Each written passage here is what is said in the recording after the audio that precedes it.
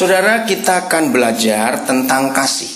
Saya percaya semua kita tahu kok kasih itu apa. Tahu. Tapi kenyataannya, prakteknya yang sulit, iya atau tidak? Kasih itu tidak akan nyata tanpa satu sikap ini. Kira-kira sikap apa? Ayo, satu sikap saja, bukan dua, bukan tiga. Pengorbanan, bukan. Perbuatan, bukan. Setia, bukan. Jadi pengorbanan, kesetiaan itu nanti setelah yang satu ini. Memberi, bukan. Ya lo balik lagi dong kalau lo. Bukan. Bukan. Apa? Perhatian, bukan. Satu. Tidak akan ada memberi, perhatian, pengorbanan, kesetiaan tanpa yang satu ini. Waktu mengasihi, bukan. Cross, bukan. Itu pengorbanan cross. Apa? Penguasaan diri, rendah hati, bukan. Ayo bongkar semuanya itu. Perbuatan, bukan. Itu nanti wujudnya. Kalau nggak ada yang satu ini apa?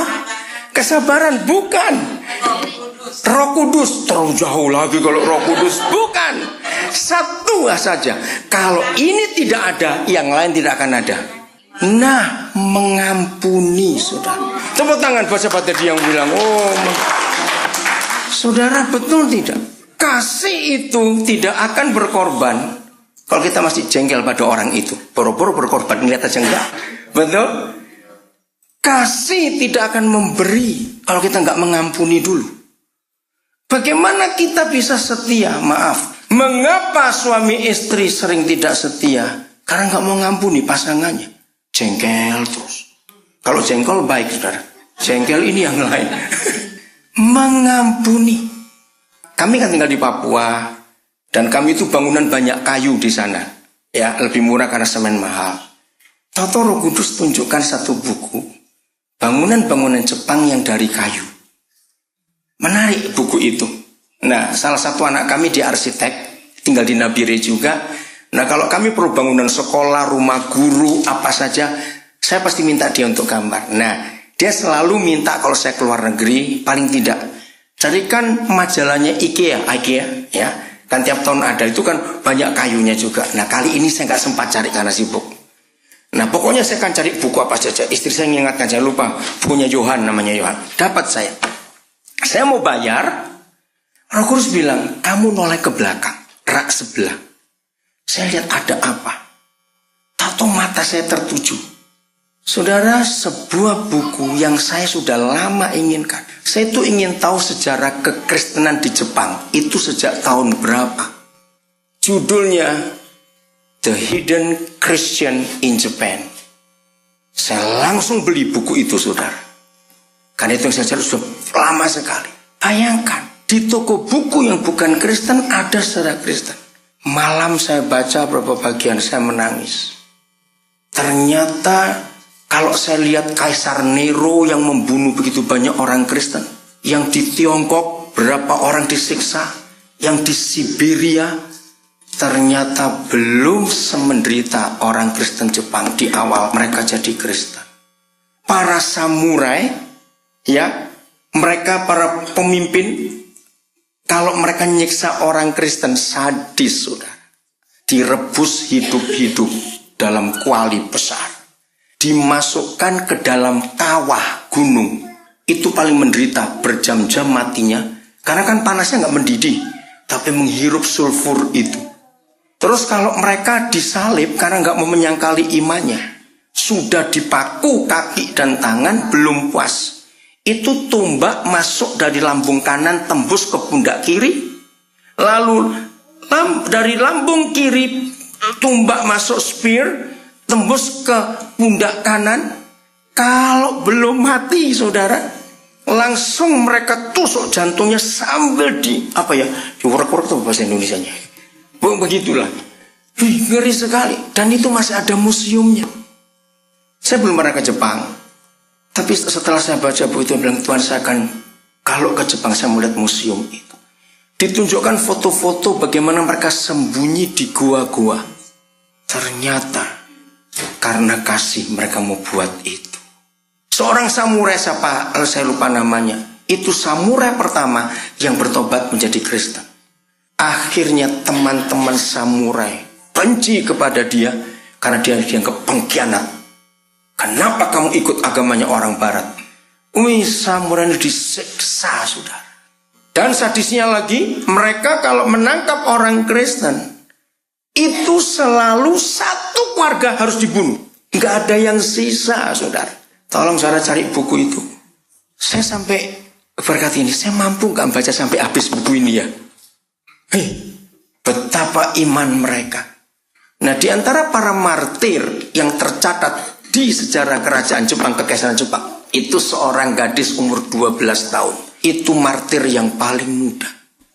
Nah, waktu mereka akan membunuh gadis ini, mereka tuh nawarkan, untuk apa? Gadis ini menjawab, toh papa mamaku sudah kamu bunuh juga. Aku siap mati kok untuk jumpa Yesus. Cerat langsung mati. Semua karena kasih. Akhirnya Injil bertumbuh di negara itu. Cari buku itu. Hidden Christian in Japan.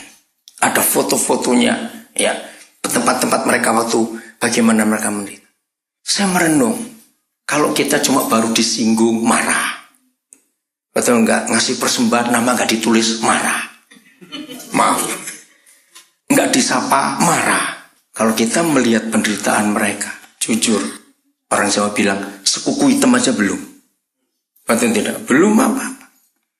All about love. Suami istri, kasih tanpa mengampuni, nol besar. Katakan amin. Maaf, jangan kita merayakan kasih cuma kalau bulan Februari saja. Belum setuju tidak? Lalu Maret, April, Mei, Juni, Juli, Agustus, November, Desember, Januari, ribut terus. Tunggu Februari, ampuni ya. Maaf ya. Habis Februari, mau apa lagi kamu? Amin. Kasih harus dirayakan, dirasakan, dialami tiap hari. Lu nggak amin lagi, pulang yuk pulang. Kalau nggak amin ya pulang dah. Saya ulangi lagi. Kasih harus dialami, dinikmati, dan dilakukan tiap hari. Nggak cuma bulan Februari saja. Saudara bayangkan apa yang terjadi akhir-akhir ini di sekitar kita. Apa yang terjadi? Apalagi saudara tinggal di Amerika. Sampai hari ini belum ada kepastian tentang hukum atau undang-undang yang pemerintah Amerika akan berikan untuk senjata. Ngeri. Kenapa ada orang bisa membunuh orang seenaknya? Saudara, waktu siapa ini polisi yang di LA? Dorner siapa? Chris Dorner. Itu lagi dicari. Nah, kami ini lagi perjalanan hari Senin, Selasa tanggal berapa kemarin? 12, tanggal 12 dari Las Vegas kami berdelapan pulang ke Los Angeles.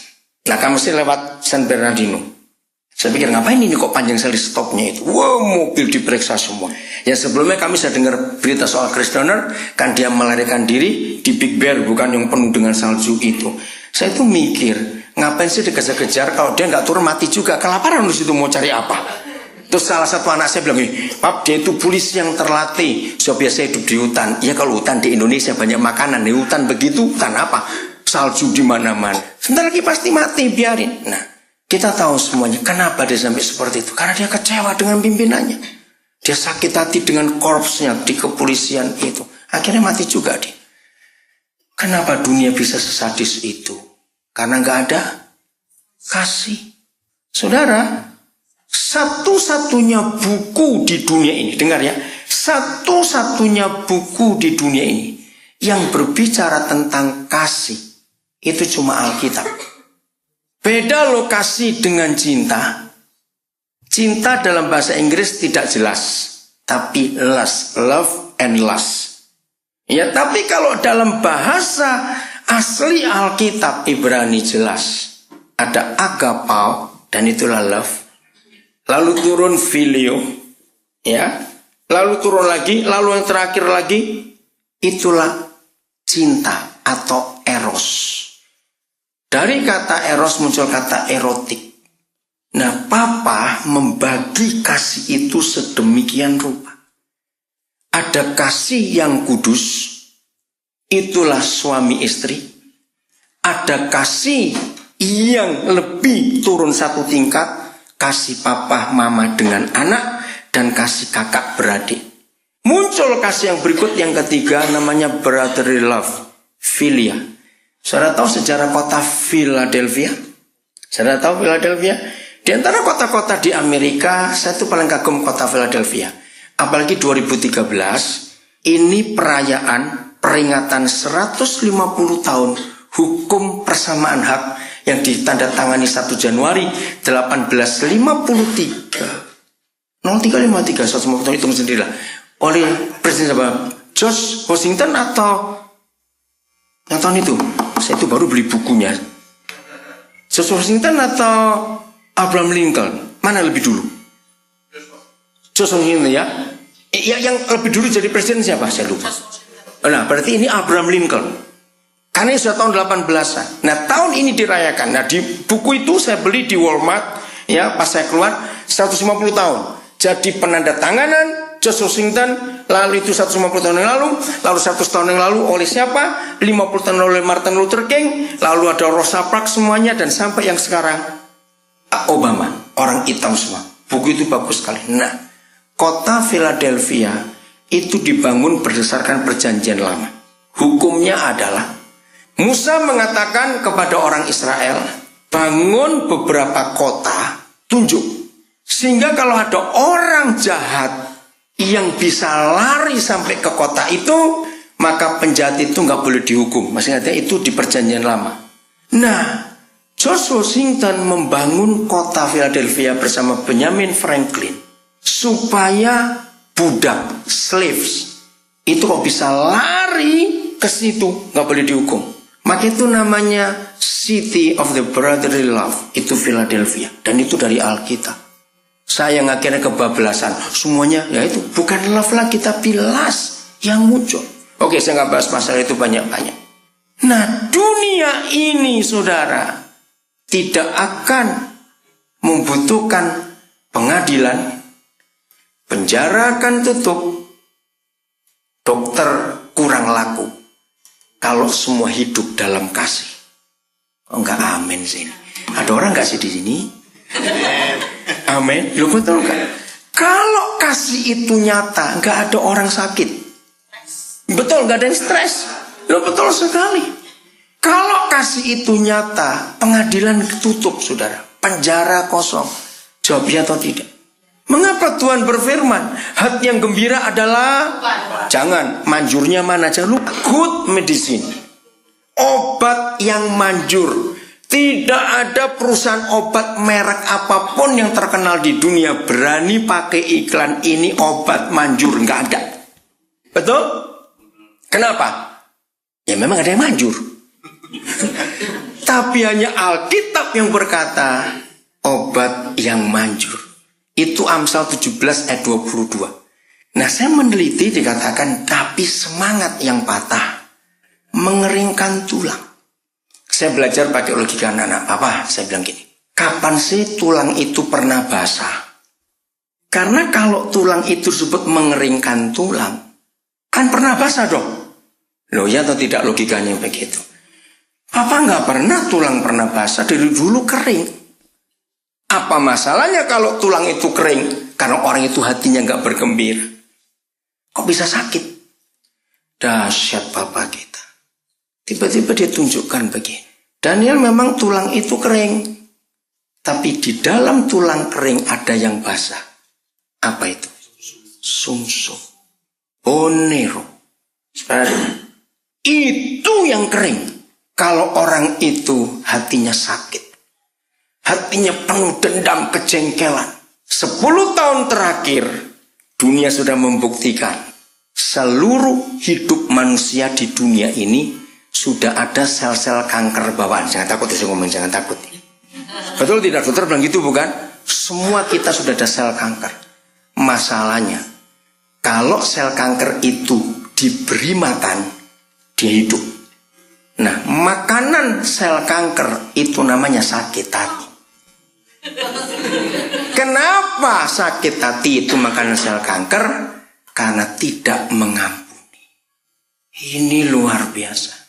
Sumsum kebun Nero itu kan pabriknya darah. Jadi ayat itu hebat. Darah itu kan kehidupan. Betul? Dokter harus tahu darah kita dulu waktu diperiksa. Kalau darahnya normal, orang itu nggak akan sakit. Nah, ketika orang itu sakit hati, saudara, pabrik darahnya mengering. Jawab, kalau pabrik darahnya rusak, darah orang itu bagaimana? Jawab, darah orang itu bagaimana? Berkurang, rusak. Jadi betul Amsal 17 ayat 22 itu luar biasa. Maka itu coba ingat, saya nggak tahu saudara berapa tahun saudara tinggal di Amerika atau di Bay Area ini, tapi kalau ingat di Indonesia, maaf ya. Siapa yang sudah sekian tahun di Amerika, tiap 5 tahun pulang, waktu dulu saudara masih kecil ada orang gila di daerah rumah mama saudara. Ini sudah pulang 3 kali, 4 kali, 5 tahun sekali, 20 tahun. Itu si gila masih hidup, masih sehat terus itu. Kira-kira iya atau tidak? Pernah nyelidiki itu nggak? Harus saya tanya, iya atau tidak? Nah, itulah bukti orang gila itu jarang sakit. Sulit sakit. Nggak punya ATM loh. Kenapa mereka nggak jarang sakit atau sulit sakit? Nah, ketawa terus, nggak pernah khawatir. Gila lu, nggak tersinggung. Senang terus hidupnya. Mau tidur jam berapa, mau bangun jam berapa, mau mandi atau enggak, gosok gigi tidak, nggak ada yang ngurusin. Maka itu mereka sehat, saudara. Karena nggak punya pikiran macam-macam. Tapi Tuhan nggak berkata untuk sehat gila dulu, tidak, saudara. Amin. Yang penting hati ini gembira. Maaf ya, jangan tersinggung. Maaf, tapi ini fakta. Menurut saudara, antara laki dan perempuan, siapa yang lebih banyak kena kanker? Ini fakta. Perempuan. Inilah bukti mengapa perempuan jauh lebih banyak kena kanker daripada laki-laki. Nah, perempuan itu bahasa Jawa mendem jeru. Suka nyimpen sakit hati disimpan, kecewa disimpan, jengkel disimpan. Itu bukan goblok. Lo betul tidak? Ngapain yang begituan disimpan? Itu yang mengeringkan tulang. Maka itu saya nasihati, kalau ada istri ngeluh, aduh suamiku selingkuh, suamiku nyeleweng, wah sudah gila dia. Saya bilang, biar dia yang gila, kamu jangan ikut gila. Kalau dia gila, kamu gila, anakmu ikut 2 orang gila, malahan itu. Amin. Jangan, biarin mau gila-gila lah sana. Aku akan besarkan anak-anakku, terserah kamu. Gak usah dipusingin. Yang jadi papanya anak-anak adalah papa di surga. Yang jadi suami istri yang disakiti itu adalah Tuhan Yesus. Maka itu antepin aja, orang Jakarta bilang. Kok nggak amin lagi? Biarin, saudara. Bukan berarti cari lagi, enggak loh. Saudara, maka itu ayo kita kembali. Kasih itu apa? Step yang pertama, setelah itu apa tadi? Mengampuni. Ayo, kalau ada suami istri di sini hari ini langganan bertengkar. Langganan kok bertengkar? Ada nggak suami istri langganan bertengkar? Nggak ada yang ngaku. Nggak ada yang ngaku. Saudara, stop. Kasihan anak-anak. Setuju? Kalau kita berdua rajin bertengkar, anak-anak yang jadi korban, saudara. Anak-anak hanya butuh surga di rumah. Mereka nggak butuh iPad. Oh nggak, amin. Mereka cuma butuh papa mamanya harmonis. Itu yang mereka butuh.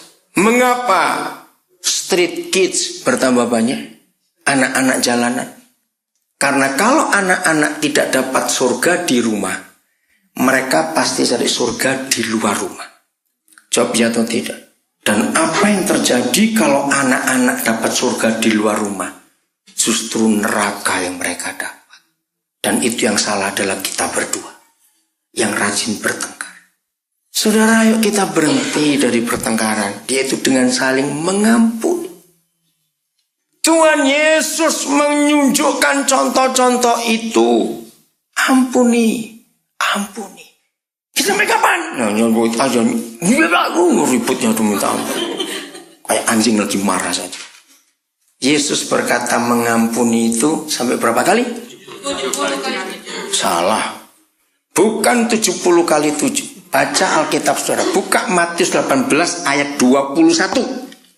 Bukan 70 kali 7. Matius 18 ayat 21. Tapi 70 kali 7 kali. Kalau 70 kali 7 itu hanya 490 kali. Ini 70 kali 70 kali 70 kali 70 kali 70 kali 70 kali 70 sampai 7 kali. 7 times 7 70 kali 7 kali saudara. Itu miliar. Salah satu anak saya guru matematika, saya suruh ngitung. Coba tolong papa hitungkan. Kalau ada orang dari lahir dia mati umur 70 tahun. Nah 70 tahun itu tolong bagi setiap detik, menit, jam, hari dia mengampuni berapa orang. Saya nggak hafal catatan, saya nggak bawa. Tapi kalau orang itu hidup sampai 70 tahun saudara, ternyata untuk 1 detik saja dia harus mengampuni 13.000 sekian kali. 1 detik 13.000. Tidak ada Tuhan dan siapapun di dunia ini yang mengajarkan seperti Yesus Tuhan kita mengampuni sampai segitu banyak. Katakan amin. Jadi saudara dan saya tidak boleh berkata enough is enough. Awas berkata gitu. Cukup, aku gak bisa ngampuni kamu lagi. Seberapa kali? 700 kali, masih kurang. Kok gak amin? Nah, satu-satunya buku yang menulis tentang love, what is love? Saudara boleh cari buku apa saja di dunia ini. Hanya 1 Korintus 13. Katakan amin. Tidak ada buku lain di dunia ini yang menulis tentang kasih kecuali 1 Korintus 13. Dunia ini hanya menulis tentang cinta. Romeo and Juliet, Sampik Engtai. Apalagi banyak cerita-cerita rakyat tentang cinta dari anakmu. Cinta itu bukan kasih. Jadi kasih itu agapao, itu papa dengan kita manusia yang di surga. Terima kasih Yudi, lagu-lagu yang kau pilih tadi bagus untuk pujian. Tentang grace, tentang pengampunan, tentang kasih, luar biasa. Di dalam kasih gak ada unsur seks, tidak ada. Maka itu anak-anak muda yang pacaran, dengar ya youth, tidak boleh menggunakan cinta, harus kasih lebih dulu. Kasih itu dinikmati sepanjang hidup manusia. Nah cinta anak-anak muda, lust, eros, baru boleh dinikmati setelah menikah. Karena setelah 2 orang itu menikah maka ada seks. Nah setan memutar balik. Cinta diberi dulu waktu pacaran. Maka itu korbannya perempuan, dengar. Jadi the victim of lust itu pasti anak perempuan. Karena hampir nggak ada korban cinta laki-laki. Kira-kira atau tidak? Korban cinta pasti perempuan. Maka itu bedakan ini. Jadi tidak ada buku manapun di dunia yang menulis tentang kasih. Maaf saya nggak punya waktu untuk menguraikan 1 Korintus 13. Saudara baca sendiri. Apa sih kasih itu? Mengampuni tidak? Loh ayo, mengampuni tidak? Mengampuni. Maka itu suami istri. Kalau kasih dicuri iblis dari pernikahan kita, maka kita nggak mengampuni. Kalau kita doang nggak mengampuni terjadi apa? Kebencian. Kasih itu tidak cemburu. Amin. Tidak cemburu. Maka itu yang sudah menikah masih cemburuan terus. Maaf ya, saya cuma mengatakan ini. Logikanya, kalau suami istri makin lama usia pernikahannya, makin lama ya. Logikanya, mereka dua langsung makin saling kenal atau tidak? Ayo makin lama loh. Betul? Nah, logika berikut. Kalau 2 orang itu semakin kenal karena makin lama sudah menikah, sudah anniversary ke-30, anniversary ke-40 misalnya begitu. Logikanya, mereka 2 ini pertengkarannya banyak atau berkurang? Ayo, banyak atau berkurang? Nah, maaf ya jangan tersinggung. Ayo kita jujur pada pernikahan kita sendiri. Dengar gak? Yang belakang dengar gak? Ayo kita jujur pada pernikahan kita sendiri. Ayo. Sudah berapa tahun kita menikah? Pertengkaran kita bagaimana? Makin seru, makin tahu. Berarti gak kenal itu, berarti gak kenal. Nah kalau sekian tahun menikah, makin gak kenal. Lalu ngapain tiap hari di rumah ini orang dua ini? Betul tidak saudara? Terus ngapain dua orang ini? Maaf, karena saya pernah nangani masalah gara-gara hal yang sepele, tapi ini agak kotor, maaf, tapi ini penting. Mengapa semua orang yang lagi pacaran itu kalau minum gelas bareng, sendok bareng bermasalah tidak? Kalau pacaran loh, nggak masalah. Mulutnya bau pun nggak apa-apa. Maaf, tapi mengapa setelah menikah gara-gara kentut saja bisa bertengkar ramai? Ampun saudara. Kira-kira ada nggak rumah tangga seperti itu? Jawab. Lu ada tidak rumah tangga ribut gara-gara kentut? Terus saudara, lucunya begini, kan cuma berdua. Terus mau, siapa kentut? Siapa kentut? Lu cuma berdua katanya siapa kentut? Ngaco ini sudah ini pernikahan ini. Mengapa waktu pacaran dulu gelas barengan, sendok barengan gak ribut? Nah, sudah punya anak gede-gede kok kentut aja ribut. Lucu nggak kalau begitu? Jawab terus terang. Saya nggak tahu bagaimana penterjemahnya ini. Siapa ini? Dia menerjemahkan dia, kasihan deh. Oh, nantinya. Saudara, kalau ada kasih, kentut pun nggak masalah. Oh, nggak, amin. Maaf ya. Jangan ingat saat ini pendeta kok ngomongnya jorok. Enggak jorok, tapi ini fakta. Ayo, jujur pernah dengar ada suami istri ribut gara-gara kentut? Pernah dengar tidak? Belum. Pasti nggak pernah kumpul orang itu. Jadi kalau ada kasih apa saja nggak perlu diributkan. Amin. Kalau ada kasih apa saja nggak perlu diributkan. Karena kasih itu luar biasa. Nah dunia membutuhkan ini. Anak-anak muda yang sudah sekian kali ganti pacar, saya harap yang terakhir langsung jadilah, jangan ganti-ganti lagi. Kok nggak amin yang muda-muda itu? Kenapa? Jangan coba cari yang cocok. Tidak ada pernikahan bisa cocok. Cok itu nggak bisa. Saya belajar Alkitab tentang pernikahan semua. Ternyata begini kesimpulannya. Kalau ada orang ingin menikah dan dapat yang cocok, kawinlah dengan mayat. Itu baru cocok. Mayat-mayat orang mati itu loh. Mengapa Alkitab sampai berkata seperti itu? Kalau mau cocok kawin dengan mayat. Artinya siapapun yang kita nikahi, masalah akan tetap ada. Katakan amin. Betul, masalah akan tetap ada. Sekarang bayangkan, maaf ya, maaf. Pada suatu titik, dengar ya, pada suatu titik, terserah, masing-masing orang beda. Kalau umur sudah cukup, maaf, seks masih ada atau berhenti? Bukan berkurang, berhenti pada satu titik. Pada satu titik, bukan berkurang lagi, stop. Sudah tua, lo betul tidak? Maafin. Nah.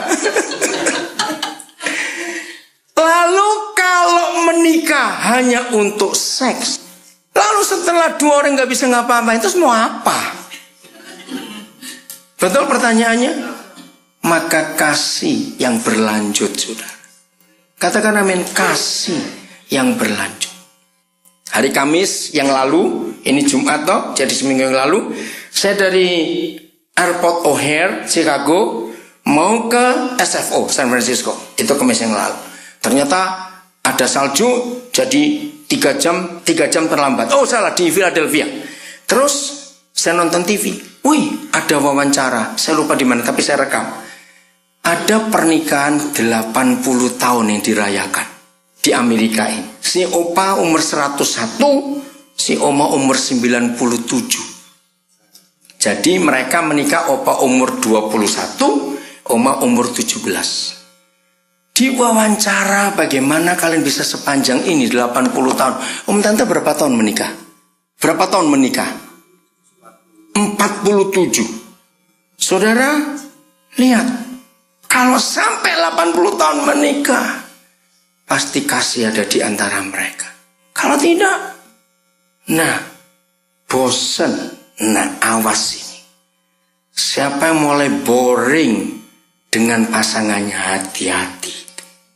Maka itu satu kali saya tanya pada Roh Kudus, Papa beri saya satu ayat saja untuk mendeteksi pernikahan kami. Saya tanya ini jujur, pernikahan saya dengan istri saya itu masih aman atau tidak. Saya nggak mau banyak-banyak ayat, saya minta satu ayat saja. Supaya itu juga gampang untuk saya deteksi barometer pernikahan saya. Juga kalau saya ngajar orang lain itu bisa gampang. Saya cari, saya tunggu. Ternyata Papa beri ayat yang luar biasa. Ya, kalau saya melihat dengan mata begini, nggak ada pengantin baru kok di sini. Betul nggak? Ini pengantin lama semua. Ada yang pengantin baru? Tolong beritahu saya, Bapak Gembala. Siapa? Oh, Pak Pastor Tony Bastaman katanya, Pastor Rudi. Oke, ya tahu pengantin baru. Ini ayatnya, ayo kita buka. Maka itu love akan kita deteksi lewat ayat ini. Kejadian pasal 2 ayat yang ke-20 3 ayat 23 ya. Kejadian 2 ayat 23. Saya akan terangkan dulu kejadiannya ini. Waktu itu Papa di surga membuat Adam bagaimana? Ayo lihat ayat yang ke-21. Ayo, Adam dibuat bagaimana oleh Yahweh Tuhan, Papa di surga? Cepetan saudara. Dibuat apa? Kalau baca yang lengkap, nggak cuma tidur loh. Ini ada kata penting setelah itu. Tidur apa? Nyenyak. Nah itu kayak tadi, obat. Enggak, manjurnya jangan lupa. Amin. Jadi kalau baca Alkitab yang teliti, bahasa Inggris ada pakai kata apa? Ada kata yang mirip-mirip nyenyak enggak? Yang bahasa Inggris? Mengapa Yahweh Tuhan jelas tidur nyenyak? Ada dua alasan. Satu, ini kan operasi tulang rusuk dan operasi jerawat, saudara. Artinya bios lokal atau total? Total. Kalau enggak Adam kejat-kejat cuma di bagian dada saja. Nah ini arti pertama. Arti kedua ini luar biasa. Kalau Adam enggak dibuat tidur nyenyak. Oke, berikan saya sebuah contoh. Orang yang tidur enggak nyenyak itu matanya bagaimana? Enggak nyenyak kok. Riep-riep gini atau satu begini. Nah, kalau Adam enggak dibuat tidur nyenyak, mata yang satu melek. Waktu Hawa dibentuk, Tuhan hidungnya kurang mancung Tuhan. Aduh Tuhan dia kegemukan Tuhan. Terus aduh lehernya Tuhan. Aduh komentar terus Adam itu pasti. Ngerti enggak? Maka itu dibuat tidur nyenyak. Nah, ayat 23. Selesailah Hawa dijadikan, Adam dibangunkan. Lalu berkatalah manusia itu begitu dia melek melihat istrinya. Ada kata apa? Alkitab saudara ada kata apa? 23 cepat. Inilah dia pulang dari. Nah, inilah dia. Nah, saudara, kata inilah dia itu menunjuk reaksi apa? Bukan sukacita saja, ada satu lagi. Kebanggaan, bukan. Itu nanti surprise. Woi, tepuk tangan buat Om ini luar biasa bersikap surprise. Berarti saya akan berikan jadikan contoh Om. Ya Om siapa namanya Om? Om Yakub. Hanya Om Yakub yang jawab.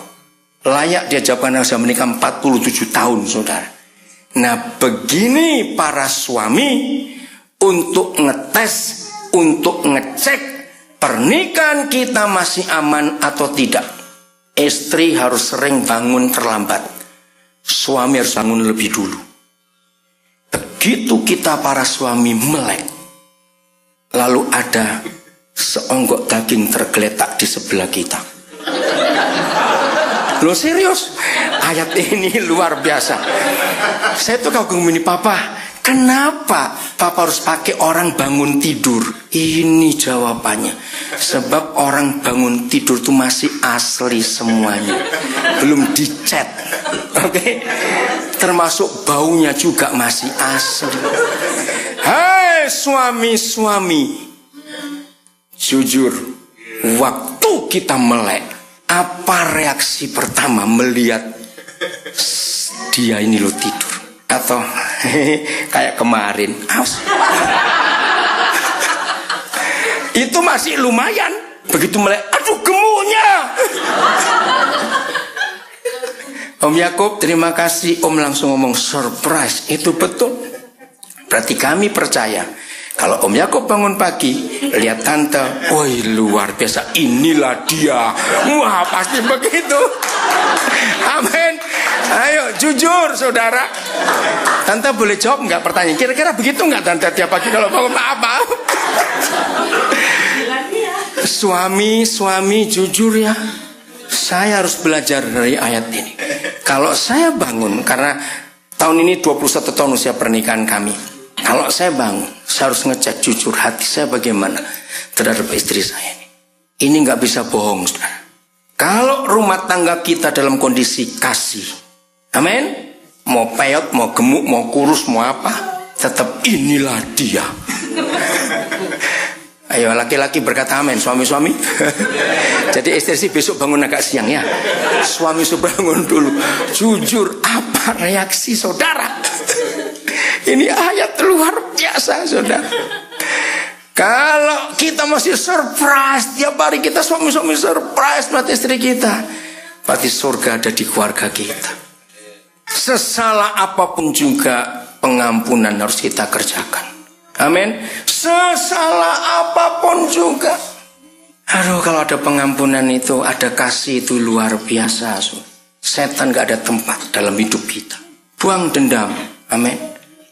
1 Korintus 13 ayat 7 dengan cepat. Rumah tangga ada 4 tiang. Betul, kalau rumah cuma 3 tiang bukan rumah itu namanya. Betul tidak? 2 tiang juga bukan. Pasti 4 tiang. Nah 1 Korintus 17 ayat 7. Itulah 4 tiang rumah tangga kita. Saudara boleh buka. Tiang pertama, kasih itu menutupi segala sesuatu. Silakan baca ayatnya. 1 Korintus 13 ayat 7.